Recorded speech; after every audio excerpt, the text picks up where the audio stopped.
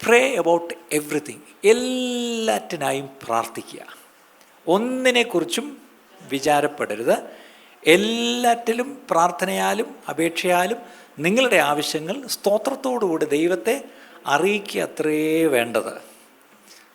അവിടുത്തെ കൽപ്പന എന്താ? അപ്പോസ്തലന്മാരുടെ ഉപദേശമാണ്. നമ്മൾ ഓർക്കണം, നമ്മൾ പുതിയ നിയമ വിശ്വാസത്തിൽ ഒരുമിച്ച് കൂടുന്ന എന്തിനൊക്കെയാണ്? പാട്ട് പാടാൻ.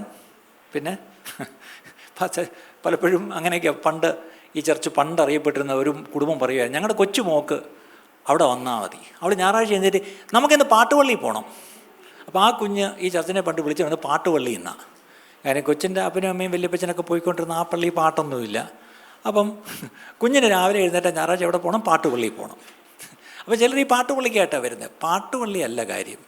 അപ്പോസ്തലന്മാരുടെ ഉപദേശം കേൾക്കണം, കൂട്ടായ്മ ഉണ്ടായിരിക്കണം, അപ്പം നുറുക്കണം, പ്രാർത്ഥന കഴിക്കണം, അല്ലേ? അങ്ങനെയാണെങ്കിൽ ഇവിടെ അപ്പോസ്തലൻ്റെ ഉപദേശമാണ് ഒന്നിനെക്കുറിച്ചും വിചാരപ്പെടരുത്. വിചാരപ്പെടുക എന്ന് പറഞ്ഞാൽ ആകുല ചിന്തയോടുകൂടി ഇങ്ങനെ ചിന്തിച്ചിരിക്കുക, വിചാരപ്പെട്ടിരിക്കുക. ഇംഗ്ലീഷിൽ നല്ലൊരു വാക്കാണ് worry. Don't worry about anything. Worry.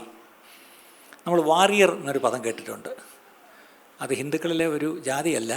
Warrier എന്ന് പറഞ്ഞാൽ ഒരു യുദ്ധത്തിൽ ജയിച്ചു വരുന്ന ഒരാളെ നമ്മൾ വാരിയർ എന്ന് പറയും. പക്ഷെ അങ്ങനെയാണെങ്കിൽ എപ്പോഴും വറി ചെയ്യുന്ന ആളിനെ നമ്മൾ എന്താ വിളിക്കേണ്ടത്? പറഞ്ഞേ, വറിയർ. അപ്പോൾ ഇവിടെ ഇരിക്കുന്ന വറിയേഴ്സിന് വേണ്ടിയാണ് ഞാൻ ഈ സംസാരിക്കുന്നത്. എന്താണ് ഡു നോട്ട് വറി? ഇത് ദൈവവചനത്തിലെ ഒരു കൽപ്പനയാണ്. ഒന്നിനെക്കുറിച്ച് വിചാരപ്പെടരുത്. നമ്മൾ വിചാരപ്പെട്ടുകൊണ്ടിരിക്കുമ്പം ആ വിചാരം ഞാൻ വിടത്തില്ല. ഞാൻ വിചാരപ്പെട്ടുകൊണ്ടേയിരിക്കും. നിങ്ങൾക്ക് ഇതൊക്കെ പറയാം, പക്ഷേ എനിക്കല്ലേ അറിയാം എൻ്റെ അവസ്ഥ. ഞാൻ വിചാരപ്പെട്ടുകൊണ്ടിരിക്കും, ഞാൻ വറി ചെയ്തുകൊണ്ടിരിക്കും എന്ന് പറഞ്ഞാൽ നിങ്ങൾ കൊടുക്കുന്നൊരു മെസ്സേജ് എന്താണെന്നറിയാമോ? I don't think that God is able to take care of my things and I have to take it into my hands and do something. ഞാൻ എൻ്റെ കയ്യിലെടുത്ത് എന്തെങ്കിലും ചെയ്തെങ്കിലേ കാര്യം നടക്കും, അല്ലാതെ ദൈവത്തെ ഏൽപ്പിച്ചിട്ട് കാര്യമില്ല. കാരണം ദൈവത്തിന് 100,000 കാര്യങ്ങളാണ്. അതിനിടെ കൂടെ ഇപ്പോൾ എൻ്റെ ഈ കാര്യത്തിനൊക്കെ ചിലപ്പം പറ്റത്തില്ല. അതുകൊണ്ട് ഞാൻ എൻ്റെ കാര്യം ഞാൻ നോക്കിയേ പറ്റൂ. അത് സത്യം പറഞ്ഞാൽ നമ്മുടെ ഒരു അഹങ്കാരവും നമ്മുടെ ഒരു നികളവും ഒക്കെയാണ്. ദൈവത്തെക്കാട്ടിലും വലിയവരായിപ്പോയി, അല്ലേ? I can handle myself. ഞാൻ ചോദിച്ചോട്ടെ, നമ്മൾ ഹാൻഡിൽ ചെയ്ത് പരിഹരിച്ച എത്ര വിഷയമുണ്ടെന്ന് കൈപോക്കിക്കേ. നമ്മൾ ഹാൻഡിൽ ചെയ്ത് കുളവാക്കിയിട്ടല്ലേ ഉള്ളൂ. എന്തെങ്കിലും നന്നായിട്ടുണ്ടോ? ഇല്ല. ജനുവരി 1-ാം തീയതി എന്താ തീരുമാനിച്ചാൽ ഞാൻ നന്നായി കളയും. എന്നിട്ട് നന്നായോ? ഇല്ല.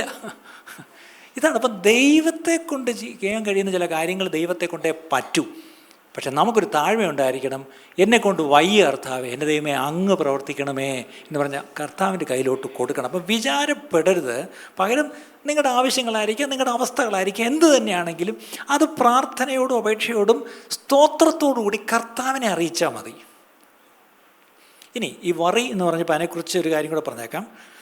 ഒരു അമേരിക്കൻ യൂണിവേഴ്സിറ്റിയിലെ പ്രൊഫസർ ഒരു റിസർച്ച് നടത്തി. ഈ വറി എന്തിനെക്കുറിച്ചൊക്കെയാണ് നമ്മൾ ഈ വറി ചെയ്യുന്നത്, ആകുല ചിന്ത എടുക്കുന്ന എന്തൊക്കെയാണ്.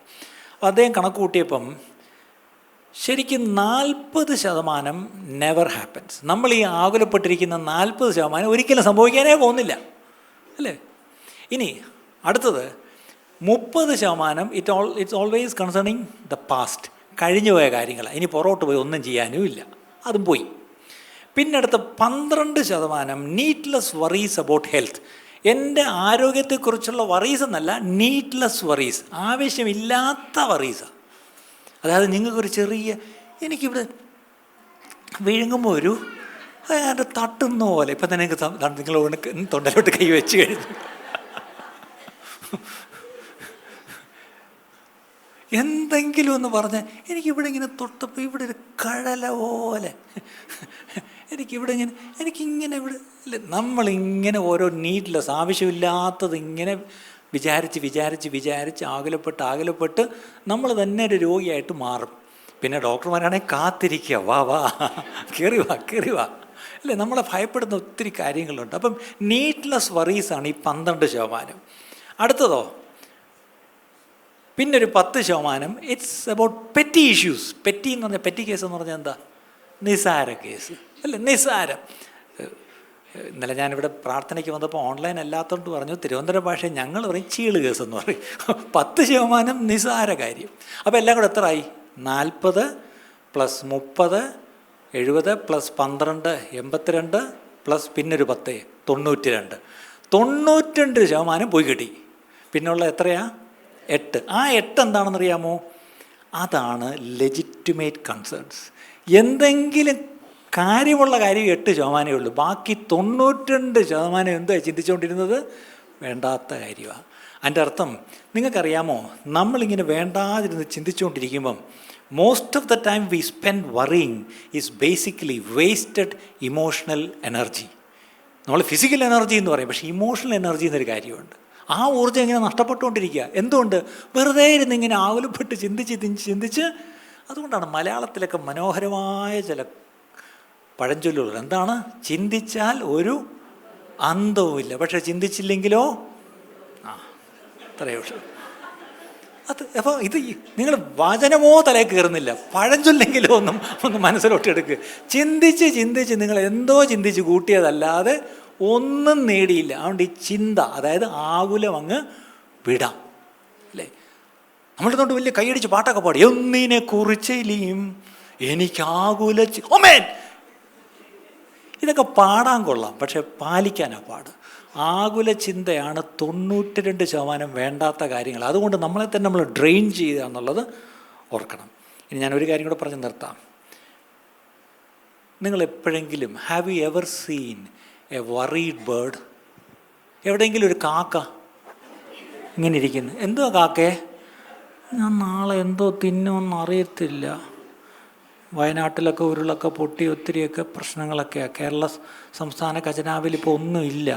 മനുഷ്യരെല്ലാം ഇപ്പം സ്വിഗ്ഗി ഓർഡർ ചെയ്തിട്ട് ഒന്നുമില്ല ഇപ്പം എനിക്ക് കഴിക്കാൻ, നാളെ ഞാൻ എങ്ങനെ കഴിയും എന്ന് എവിടെയെങ്കിലും ഇങ്ങനെ ഇരിക്കുന്നൊരു കാക്കയെ കണ്ടിട്ടുണ്ടോ? കാക്ക പോയിട്ടൊരു പക്ഷിയെ കണ്ടിട്ടുണ്ടോ? ഉണ്ടോ? ഇനി നിങ്ങൾ ഈ പക്ഷി ഒക്കെ ഒന്ന് നോക്കാൻ ശ്രമിക്കണമെന്ന്. നിങ്ങളങ്ങ് പുറത്തിറങ്ങി ഇതൊക്കെ ഒന്ന് നോക്കണം. എവിടെയെങ്കിലും വിഷമിച്ചിരിക്കുന്ന ഒരു കുരുവിയെ കണ്ടിട്ടുണ്ടോ?